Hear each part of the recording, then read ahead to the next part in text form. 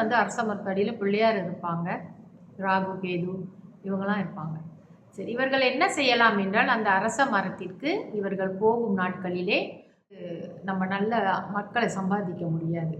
நம்ம இறக்கும் காலத்தில் தான் நம்மளுக்கு தெரியும். நம்ம நம்ம நம்ம இறந்து போயிட்டோம் அப்படி சொன்னால் நம்மளை பார்க்க என் இனிய காலை வணக்கங்கள். என்னுடைய பதிவுகளை தொடர்ந்து கேட்டு வரும் அனைவருக்கும் என்னுடைய மனமார்ந்த நன்றிகளை தெரிவித்துக் கொள்கிறேன். இன்றைய பஞ்சாங்கம் பார்ப்போம். இன்றைய தேதி 18ஆம் தேதி 9ஆம் மாதம் 2025 வியாழக்கிழமை, தமிழ் மாதம் புரட்டாசி. இன்றைய சூரிய உதயம் 7:07க்கு, சூரியாஸ்தமனம் 7:07க்கு. இன்றைய திதி தேய்பிறை துவாதாசி.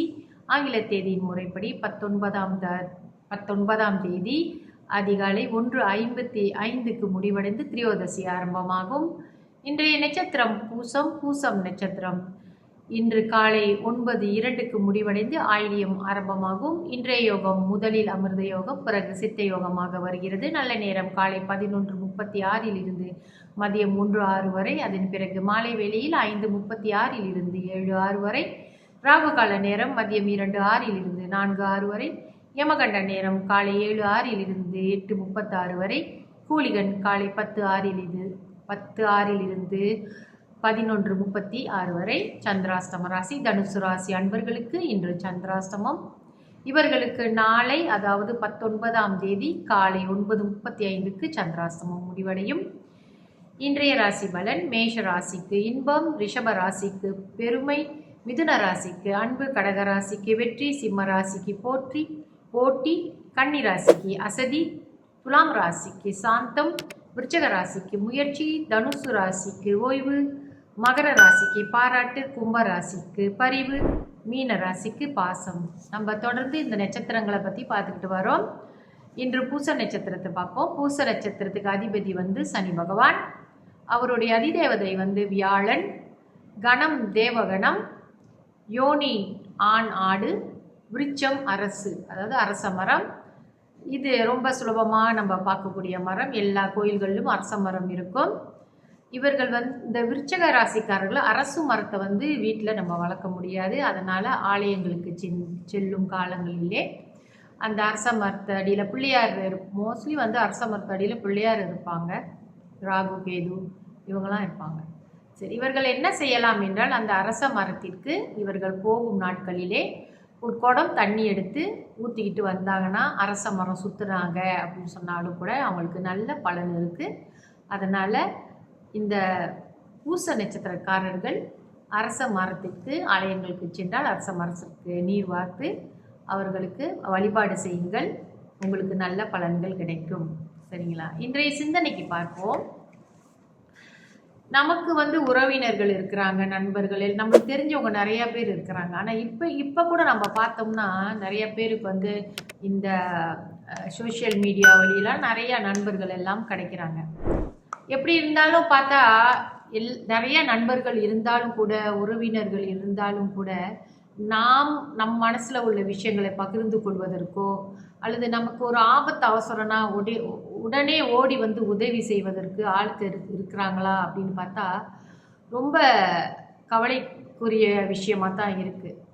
அப்போ நம்ம எப்படிப்பட்ட நண்பர்கள், எப்படிப்பட்ட உறவினர்களை நாம் சம்பாதித்து வைத்து கொண்டிருக்கிறோம் என்பது நாம் சிந்திக்க வேண்டும்.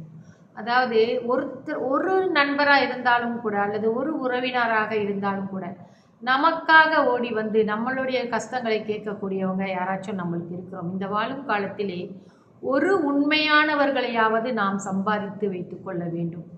இல்லை என்றால் நமக்கு என்ன ஒரு தகுதி இருக்குன்னு நீங்கள் யோசிச்சு பாருங்கள். அப்போ எல்லாரும் நம்ம மேலே பாசமாக இருக்காங்க, நம்மளுக்கு ஏதாவது ஒன்றுனா ஒடியாந்து உடனே செய்கிறாங்க அப்படி சொன்னால் நம்ம நடந்துக்கிட்ட விதம் அவர்களிடம் எவ்வளோ ஒரு பண்போடு நம்ம நடந்திருந்தோம்னா அந்த அளவுக்கு நம்ம நிறைய பேரை சம்பாதிச்சு வைக்கிறோம். அட்லீஸ்ட் ஒருத்தராச்சும் நம்மளுக்கு உண்மையாக இருக்கிற மாதிரியாச்சும் நம்மளுடைய நடவடிக்கைகள் இருக்க வேண்டும். நாம் தான் முதலில் இந்த விஷயங்களை யோசிக்க வேண்டும். நம்ம எப்படி நடந்துக்கிறோம் அதுக்கு தகுந்த மாதிரி தான் நம்ம எதுக்க உள்ளவங்களும் நம்மக்கிட்ட நடந்துக்குவாங்க. அதனால் இந்த வாழும் காலத்திலே ஒரு சுத்தமான நல்ல உள்ளங்களை நாம் சம்பாதித்து வைத்துக் கொள்வதற்கு முயற்சி செய்ய வேண்டும். எப்பொழுதும் ரொம்ப கோபமாகவும் எது தெரிஞ்சு பேசுறது, நான் தான் பெருசுன்னு நினைக்கிறது, ஒரு ஈகோவாக இருக்கிறது நம்ம நல்ல மக்களை சம்பாதிக்க முடியாது.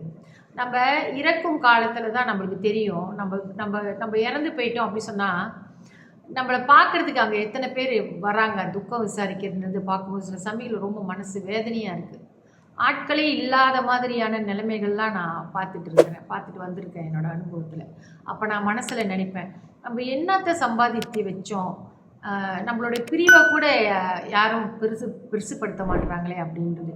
அதனால் இதை கொஞ்சம் சிந்தனையில் எடுத்துக்கோங்க. நம்ம எப்போவுமே எல்லார்கிட்டையும் உண்மையான அன்போடும் பண்போடும் பழகும். நமக்காக ஒரு உசுராச்சும் நமக்காக கண்ணீர் விடுவது போல ஒரு ஒரு ஒரு நட்போ அல்லது ஒரு உறவினரோ நாம் பெற்றுக்கொள்ள வேண்டும். நம்ம குழந்தைகள் நம்ம மேலே பாசமாக இருக்கிற மாதிரியாச்சும் நம்ம நடந்து கொள்ள வேண்டும். ஸோ அதனால் முதல்ல நம்மளை பார்ப்போம். நம்ம சரியாக இருந்தால் நம்ம சுற்றி உள்ளது எல்லாமே சரியாக இருக்கும் என்பதை நீங்கள் மறந்து விடாதீர்கள். இதெல்லாம் எல்லாருக்கும் இது மாதிரி விஷயங்களை தொட்டு பேசுவதின் காரணமே எல்லாருக்கும் தெரியாது என்பதல்ல, அதாவது ஞாபகப்படுத்திக் கொள்வது தான் இந்த மாதிரி சில உரையாடல்கள் பேச்சுக்களை நாம் பேசிக்கொண்டிருக்கிறோம். இதை நான் உங்களிடம் தெரிவித்துக் கொள்வதில் மிக்க மகிழ்ச்சி அடைகிறேன். நன்றி, வணக்கம்.